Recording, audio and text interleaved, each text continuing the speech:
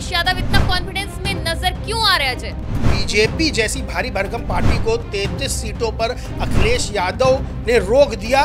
ये अखिलेश यादव के लिए बहुत बड़ी ताकत के रूप में उभरा है। जो सबसे बड़ा बीजेपी के लिए सरदर्द है, जो सबसे बड़ी प्रतिद्वंदी है, वो समाजवादी पार्टी उत्तर प्रदेश के अंदर है। लेकिन दूसरी तरफ देखा जाए तो उनके तीखे तेवर, उनके ऊपर एक टैग लगाया जाता है टोटी चोर का। उसको लेकर कई बार जब पत्रकारों ने सवाल पूछा तो अखिलेश यादव के चेहरे पे साफ तौर पर जो नाराजगी रहती है वो दिखाई देती है। अगर हम सत्ता में आए तो इनका हिसाब जरूर करेंगे।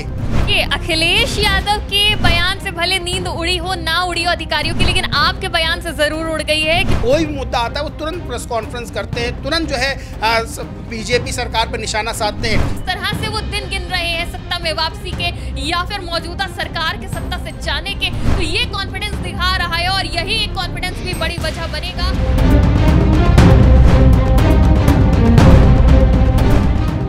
उत्तर प्रदेश सरकार के अब सिर्फ 400 दिन बचे हैं। ये हम नहीं कह रहे, ये कहना है सपा प्रमुख अखिलेश यादव का। अखिलेश यादव सोते जागते सिर्फ दिन गिन रहे हैं, वो चाहे उनके सत्ता में वापसी के हो या योगी सरकार के सत्ता से जाने के। नमस्कार, टीवी 24 नेटवर्क में आपका स्वागत है। मैं हूं आपके साथ शिखा मेहरोत्रा। और अखिलेश यादव के एक बयान ने फिर से राजनीतिक हलचल बढ़ा दी है। बीते दिन जब वो इटावा गए तो वहां पे उन्होंने जिक्र किया कि भाई अब योगी सरकार को कुछ ना बोलो, वो जाने वाली है, वो कुछ ही दिन की मेहमान है। अब उनका यानी डबल इंजन का सिर्फ एक ही बजट आएगा, वो ज्यादा दिन के मेहमान नहीं है सत्ता में। तो जब इस तरीके का बयान सामने आया तो चर्चाएं तेज हो गई कि आखिर अखिलेश यादव को ऐसा कौन सा तुरुप का इक्का मिला है जो वो इतने कॉन्फिडेंस में दिखाई दे रहे हैं और दिन गिनकर कह रहे हैं कि अब सिर्फ 400 दिन बचे हैं योगी सरकार के पास। तो इसी पर बात करेंगे आज हम, और हमारे साथ टीवी 24 नेटवर्क के पॉलिटिकल एडिटर अजय सिन्हा हमारे साथ मौजूद हैं। उन्हीं से जानते हैं कि आखिर अखिलेश यादव इतना कॉन्फिडेंस में नजर क्यों आ रहे हैं अजय? दरअसल 2024 में अखिलेश ने जिस तरह से जीत दर्ज की है, जिस तरह समाजवादी पार्टी को 37 सीटें मिली हैं और जो अखिलेश यादव पीडीए का फॉर्मूला लेके आगे बढ़ रहे हैं, तो अखिलेश यादव पूरी तरह से कॉन्फिडेंट हैं कि 2027 में हमारी सरकार आएगी। जब वो 400 दिन या 400 दिन से थोड़े ज़्यादा दिनों की बात करते हैं कि भाई सब जो बीजेपी की सरकार है वो जाने वाली, दरअसल 2027 में चुनाव होना है और मार्च और अप्रैल तक चुनाव हो जाएगा। उससे पहले ही माना जा रहा है कि चुनाव होकर रिजल्ट आ जाएगा। तो आप देखेंगी तो साल में 365 दिन होते हैं और 365 दिन के आगे 400 या 425 450 दिनों की वो बात कर रहे हैं और ये मान के चल रहे हैं कि 2027 में जो योगी सरकार है, बीजेपी की सरकार है, उत्तर प्रदेश से चली जाएगी। इसीलिए वो जब प्रेस कॉन्फ्रेंस कर रहे हैं तो कह रहे हैं ज़्यादा कुछ कहने की जरूरत नहीं है, अब जाने वाली है। दरअसल अखिलेश यादव को जो 2024 में जीत मिली, बड़ी जीत मिली, बीजेपी जैसी भारी भरकम पार्टी को 33 सीटों पर अखिलेश यादव ने रोक दिया। ये अखिलेश यादव के लिए बहुत बड़ी ताकत के रूप में उभरा है और अखिलेश यादव सीधे तौर पर यह बात जानते हैं कि इस समय बीजेपी को अगर कोई पार्टी सबसे ज्यादा टक्कर दे रही है, जो सबसे बड़ा बीजेपी के लिए सरदर्द है, जो सबसे बड़ी प्रतिद्वंदी है, वो समाजवादी पार्टी उत्तर प्रदेश के अंदर है। और अखिलेश का यही कॉन्फिडेंस जो है उनके बयान में निकलकर सामने आ रहा है। अखिलेश कह रहे हैं कि जो 400 दिन बचे हैं उसके बाद योगी सरकार, बीजेपी सरकार उत्तर प्रदेश की चली जाएगी। ये अखिलेश यादव इसीलिए कह रहे हैं कि 2027 में जो चुनाव होना उसमें जीत को लेकर बड़े आश्वस्त नजर आ रहे हैं। देखिए, अखिलेश यादव दिन गिन रहे हैं, इससे तो साफ है 400 दिन उन्होंने साफ बता दिए। लेकिन दूसरी तरफ देखा जाए तो उनके तीखे तेवर नहीं, साफ उन्होंने कहा प्रेस कॉन्फ्रेंस के दौरान कि अभी तक अधिकारियों के तबादले होते थे, लेकिन अब यहाँ से पहाड़ भी उनका भी तबादला कर दिया गया है। हमारी सरकार आएगी तो पूरा हिसाब किताब करा जाएगा, पूरा सही से बैठाया जाएगा। तो तीखे तेवर देखने को मिल रहे हैं और उनका सीधा सीधा यही एक तरह से संदेश है कि जो भी इस सरकार में भ्रष्टाचार हुए हैं उसका पूरा हिसाब किताब होगा। देखिए, जब सत्ता में भारतीय जनता पार्टी की सरकार आई, वो चाहे केंद्र में आई या फिर उत्तर प्रदेश में आई, सबसे पहला जो एक्शन था वो भ्रष्टाचार पर था और भ्रष्टाचार के मुद्दे को ही भारतीय जनता पार्टी ने उठाया था। लेकिन अब क्या भारतीय जनता पार्टी के फॉर्मूले पे चलते हुए क्या भ्रष्टाचार का मुद्दा उठाते हुए 27 की राह को आसान बनाना चाह रहे हैं अखिलेश? देखिए, अखिलेश यादव ने अपने तेवर दिखा के एक बात तो साफ कर दी कि कुछ ऐसे अधिकारी हैं जिनके खिलाफ अगर अखिलेश सत्ता में 2027 में आते हैं तो सख्त एक्शन ले सकते हैं। उन्होंने ये बात कई बार प्रेस कॉन्फ्रेंस में की। आपको याद होगा जब अखिलेश 2017 में चुनाव हारते हैं, सत्ता से बाहर जाते हैं, तब उनके ऊपर एक टैग लगाया जाता है टोटी चोर का। उसको लेकर कई बार जब पत्रकारों ने सवाल पूछा तो अखिलेश यादव के चेहरे पे साफ तौर पर जो नाराजगी रहती है वो दिखाई देती है। अखिलेश यादव, जो ये टर्म अखिलेश यादव को दिया गया और जिस तरह से सोशल मीडिया पर उनके खिलाफ बयानबाजी की गई, उनके खिलाफ जिस तरह से मजाक उड़ाने की कोशिश की गई, अखिलेश यादव इस बात से साफ तौर पर बेहद आहत हैं और वो बाकायदा अधिकारी का नाम लेके बात कह चुके हैं कि अगर हम सत्ता में आए तो इनका हिसाब ज़रूर करेंगे। और अखिलेश यादव ये बात जानते हैं कि कुछ ऐसे अधिकारी हैं जिन्होंने अखिलेश यादव के खिलाफ इस तरह का माहौल बनाने की कोशिश की।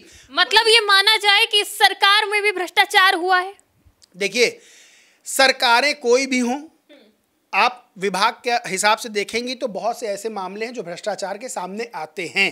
जैसे आपने पहाड़ वाली बात कही, जैसे और तमाम तरह की चीज़ें हैं। तो अखिलेश यादव जाहिर सी बात है जब सत्ता में आएंगे तो फाइलें सबकी खोलेंगे, ये देखेंगे कौन से विभाग में किस अधिकारी ने कहाँ बैठ के मलाई खाई है और उसका हिसाब अखिलेश यादव करेंगे। और अखिलेश यादव के तेवर यही बता रहे हैं। और अखिलेश यादव जिस तरह से कहते हैं, अखिलेश यादव की आपको एक खासियत बताएं, आप भी जानती होंगी, अखिलेश यादव बड़े हल्के फुल्के अंदाज में बड़ी गहरी बात कह जाते हैं।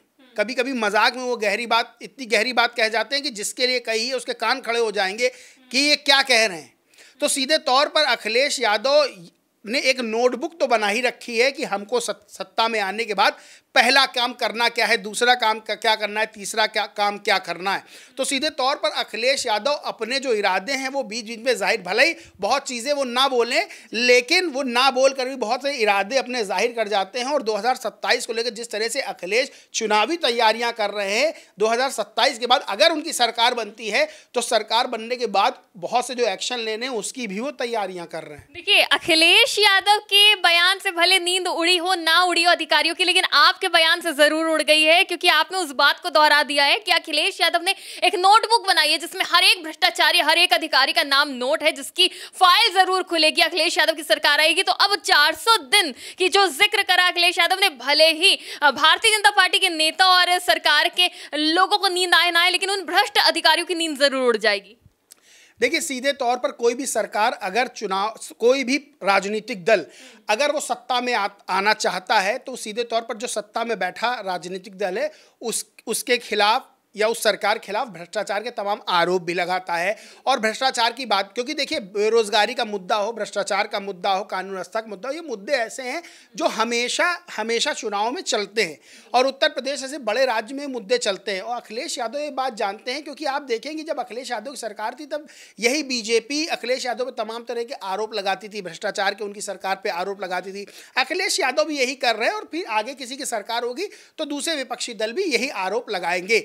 लेकिन अखिलेश यादव जो बात ये कह रहे हैं, अखिलेश यादव सिर्फ भ्रष्टाचार ही नहीं, चाहे वो ट्रांसफर हो चाहे पोस्टिंग हो, हर चीज का मुद्दा उठा रहे हैं। आप देखिए अखिलेश यादव बेहद एक्टिव है, मेरे ख्याल से सबसे ज्यादा प्रेस कॉन्फ्रेंस करने वाले नेता अखिलेश यादव हैं।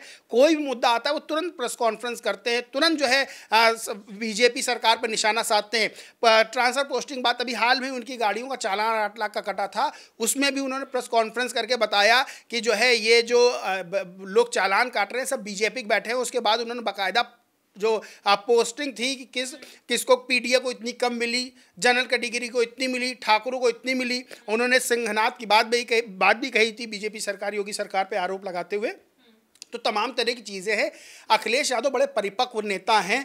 लोकसभा चुनाव में जिस तरह से उन्होंने जीत दर्ज की है उनका कॉन्फिडेंस बहुत हाई है और वो ये बात जानते हैं कि 2027 के लिए इस वक्त सबसे मजबूत पिलर के तौर पर बीजेपी के सामने वही खड़े हुए हैं। और वो भी ये बात भी जानते हैं और ये सीधे तौर पर वो कहीं ना कहीं अप्रत्यक्ष रूप से आगाह भी कर रहे हैं कि अभी भी मौका है, अभी सुधर, अगर हमारी सरकार आई और अगर हमारे खिलाफ कोई कॉन्स्पिरेसी करते हो, हमारे खिलाफ कोई भूमिका तैयार करते हो या हमारी छवि को धूमिल करने की कोशिश करते हो तो हमारी सरकार आएगी, तब हम कड़ा एक्शन लेंगे। और बिल्कुल वो अपनी सारी बात साफ करते हैं, लेकिन बिल्कुल हल्के फुल्के अंदाज में। और अभी देखिए जीएसटी वाला मुद्दा भी उठा, उस पर भी उन्होंने अपनी प्रतिक्रिया दी, लेकिन बहुत ही व्यंग्यात्मक तरीके से। बजट या फिर जो है चपत, उन्होंने ये बात कही, क्योंकि बीते दिन हमने देखा प्रधानमंत्री नरेंद्र मोदी आते हैं, देश को संबोधित करते हैं और से बचत उत्सव कहते हैं और बचत उत्सव कह के संबोधित करते हैं। इसी का पलटवार करते हुए अखिलेश यादव ने कहा बचत या चपत। देखिए, अखिलेश अपने कोई ट्वीट करते हैं तो ज़्यादातर ट्वीट में जो मैंने देखा है लिखते हैं कि भाजपा जाए तो रोजगार आए, भाजपा जाए तो नौकरी आए, भाजपा जाए तो भ्रष्टाचार जाए, इस तरह की तमाम चीज़ें वो लिखते रहते हैं। और अखिलेश यादव, मैंने कहा ना, अखिलेश यादव पंच बहुत हार्ड मारते हैं, यानी कि जो उनकी लाइनें होती हैं वो बड़ी हल्की फुल्की नज़र आती है, लेकिन उसके जो मायने होते हैं बड़े गंभीर होते हैं। अभी आपको बताएं, जातियों को लेकर एक आदेश हाईकोर्ट का आया, उसको लेकर राज्य सरकार ने, योगी सरकार ने एक जो आदेश जारी किया है उसमें सीधे तौर पे कहा है कि अब कोई अपनी जाति जो है, जो कोई जातिगत जो राजनीतिक रैली है वो नहीं करेगा, जातियों का नाम नहीं लिखा जाएगा। इसको लेकर भी अखिलेश यादव ने एक ट्वीट किया, मैं आप ट्वीट बताता हूं। हर मुद्दे पर अखिलेश यादव की नजर रहती है। बिल्कुल, लेकिन जब ये मुद्दा उठाया गया है तो ऐसे में भारतीय जनता पार्टी हो या फिर कोई भी राजनीतिक दल हो, देखिए सब समस्या सबके लिए होगी। अगर जातीय रैली नहीं कर पाएंगे, उत्तर प्रदेश की राजनीति जातियों के इर्द गिर्द होती है, हर एक राजनीतिक दल जातियों को साधने की कोशिश करता है। और ऐसे में जब ये बड़ा फैसला आया है और अखिलेश यादव का ट्वीट आया जो आप बताने जा रहे हैं, तो आगे की राजनीति किस तरह का मोड़ लेने वाली है? देखिए, ये फैसला जो आया है ज़रूर जो छोटे राजनीतिक दल हैं उनको नुकसान पहुंचा सकता है, क्योंकि आपने जो कहा कि उत्तर प्रदेश की राजनीति जातिगत ट्रैक पर चलती, जाति आधारित होती है, और बहुत से ऐसे राजनीतिक दलों का उदय जाति का सहारा लेकर हुआ है, तो सीधे तौर पर उनको नुकसान हो सकता है। लेकिन जो आदेश है उसको मानना पड़ेगा। अखिलेश यादव ने भी इसको लेकर जो फैसला आया इसको लेकर ट्वीट किया और लिखा, और 5000 सालों से मन में बसे जातिगत भेदभाव को दूर करने के लिए क्या किया जाएगा, और वस्त्र, वेशभूषा और प्रतीक चिन्हों के माध्यम से जाति प्रदर्शन से उपजे जातिगत भेदभाव को मिटाने के लिए क्या किया जाएगा, किसी के मिलने पर नाम से पहले जाति पूछने की जातिगत भेदभाव की मानसिकता को खत्म करने के लिए क्या किया जाएगा, और किसी का घर धुलवाने की जातिगत भेदभाव की सोच का अंत करने के लिए क्या उपाय है, और किसी पर झूठे अपमानजनक आरोप लगाकर बदनाम करने के जातिगत भेदभाव से भरी साजिशों को समाप्त करने के लिए क्या किया जाएगा। अब इन्होंने बताया, देखिए, अखिलेश जब मुख्यमंत्री पद से हटते हैं तो उनका आवाज़ भी धोया गया था गंगा जल से, आपको याद होगा। इस चीज़ को लेकर भी अखिलेश बहुत आहत थे और सीधे तौर पर अखिलेश यादव ने नाराज़गी जाहिर की थी और ये कहा था कि देखो, जातिगत भेदभाव मुझे झेलना पड़ा, मैं चीफ मिनिस्टर था, उसके बाद भी मेरा घर गंगा जल से धोया, तो समझिए जो आम लोग हैं, जो गरीब तबका है, जो गरीब गुरबा है, वो जो शेड्यूल कास्ट से आता है, पिछड़ा वर्ग, अति पिछड़ा वर्ग से आता है, तो उसको कितना जातिगत भेदभाव झेलना पड़ता होगा। इस चीज़ को लेकर भी अखिलेश यादव ने सवाल किए हैं कि भले ही तुम रैली नहीं करोगे, भले ही थाने में जो नाम के आगे जाति नहीं लिखी जाएगी, वाहनों पर जाति नहीं लिखोगे, लेकिन जो जातिगत जो दूरियां बनी हुई हैं, जो भेदभाव बना हुआ, उसे कैसे ख़त्म करोगे।